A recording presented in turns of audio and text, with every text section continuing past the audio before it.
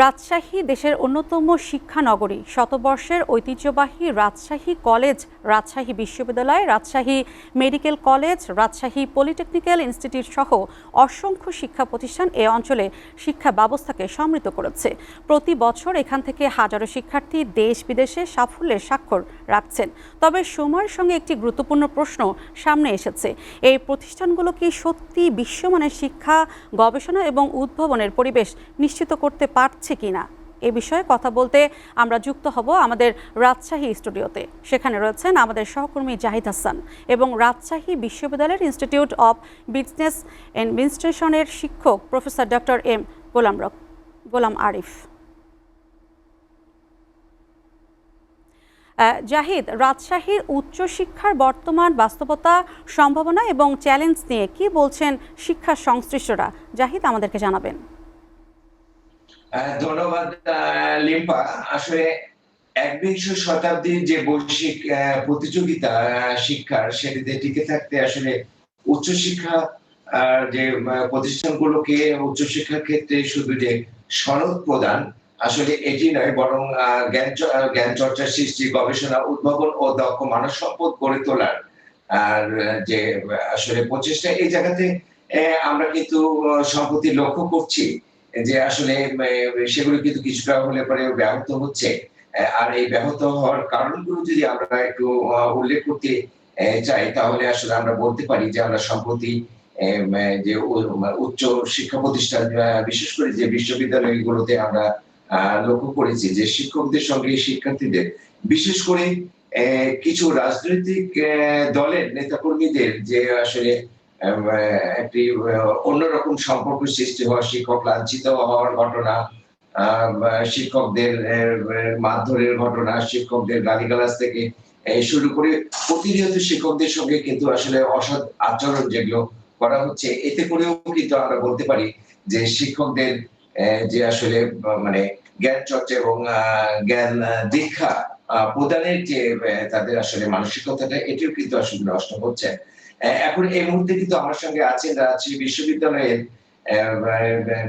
Institute of business অ্যাডমিনিস্ট্রেশনের শিক্ষক professor doctor M গোলাম আরিফ। আমরা আসলে তার কাছ থেকে জানতে চাইবো যে আসলে শিক্ষা প্রতিষ্ঠানগুলোর যে বর্তমান অবস্থা এবং আসলে এখান থেকে পরিত্রাণের যে উপায়গুলো, সেগুলো আসলে কি।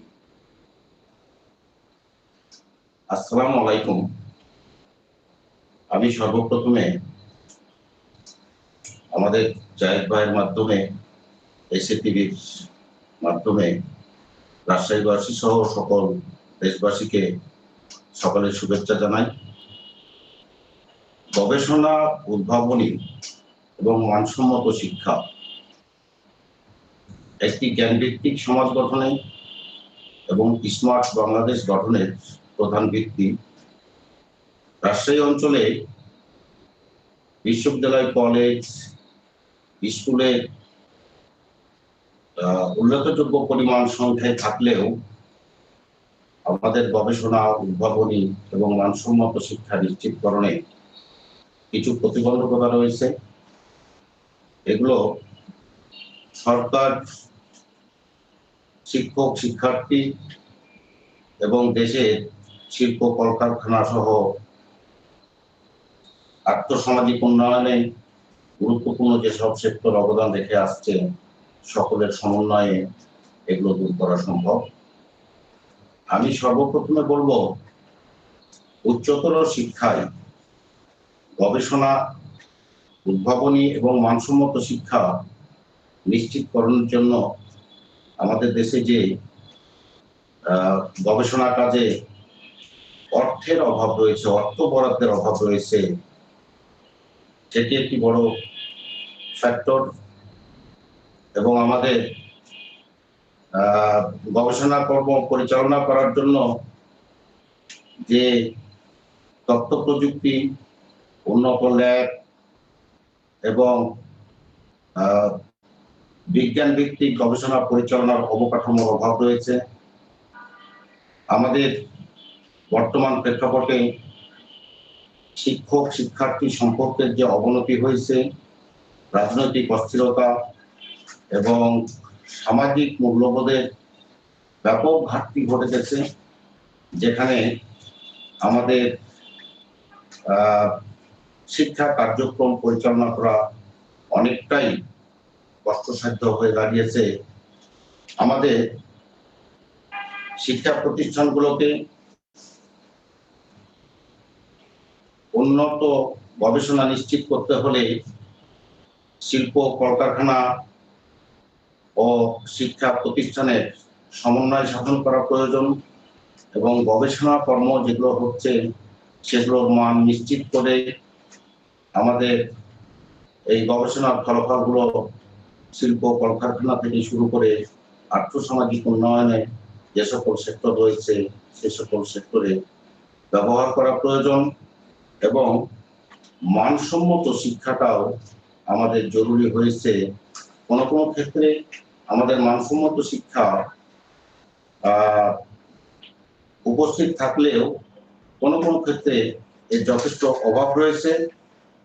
আমাদের আন্তর্জাতিক ক্ষেত্রেও আমাদের দেশের শিক্ষা ব্যবস্থার যে সংযোগ প্রয়োজন, অর্থাৎ বিদেশি বিশ্ববিদ্যালয়গুলোর গবেষণা কর্মের সাথে বাংলাদেশি শিক্ষা প্রতিষ্ঠানের একটা কোলাবোরেশন এর উন্নয়ন ঘটিয়ে আমাদের শিক্ষা ব্যবস্থাকে সামনের দিকে এগিয়ে নিয়ে যাওয়া সম্ভব।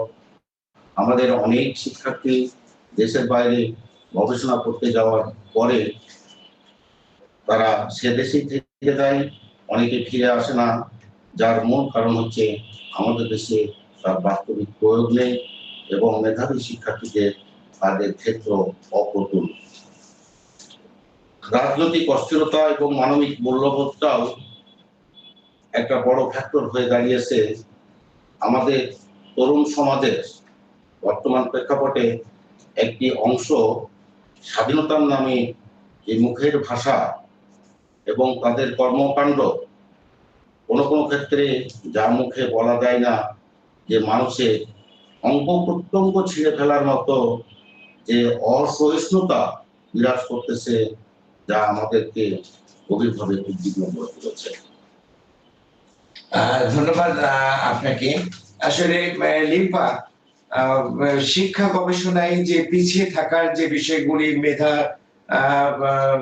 যারা শিক্ষক রয়েছেন, এইসব শিক্ষকরা কিন্তু বিদেশে গিয়ে পুনরায় দেশে উচ্চ ডিগ্রির পরে দেশে না ফেরা, আসলে এই না ফেরার কারণগুলোকে কিন্তু প্রতিনিয়ত যে যেমনটি বলছেন, শিক্ষকরা যে প্রতিনিয়ত যে বাংলাদেশের যে শিক্ষা প্রতিষ্ঠানগুলো, এই শিক্ষা প্রতিষ্ঠানগুলোতে কিন্তু শিক্ষক ছাত্র যে সম্পর্ক, এই সম্পর্কের অবনতি এবং শিক্ষার পরিবেশ নষ্ট হওয়া, সেই সাথে আসলে আমরা বলতে পারি যে নানাবিধ এসব সমস্যাগুলোর কারণে কিন্তু যে আন্তর্জাতিক মানে যে র্যাঙ্কিং, সেই র্যাঙ্কিং থেকেও কিন্তু পিছিয়ে পড়ছে শিক্ষা ব্যবস্থাগুলো। তবে বিএনপি পন্থী শিক্ষকরা সম্প্রতি কিন্তু তারা বিভিন্ন সময় তারা বলছেন যে বর্তমান গভর্নমেন্ট একটা মানে সরকার একটা শিক্ষা বান্ধব সরকার। তবে আসলে এই যে শিক্ষা প্রতিষ্ঠানগুলোর সমস্যা, এই সমস্যাগুলো সমন্বয় করে আসলে শিক্ষা ব্যবস্থায় কি ধরনের নীতিগত পরিবর্তন আসছে, সেটি কিন্তু এখন আমাদের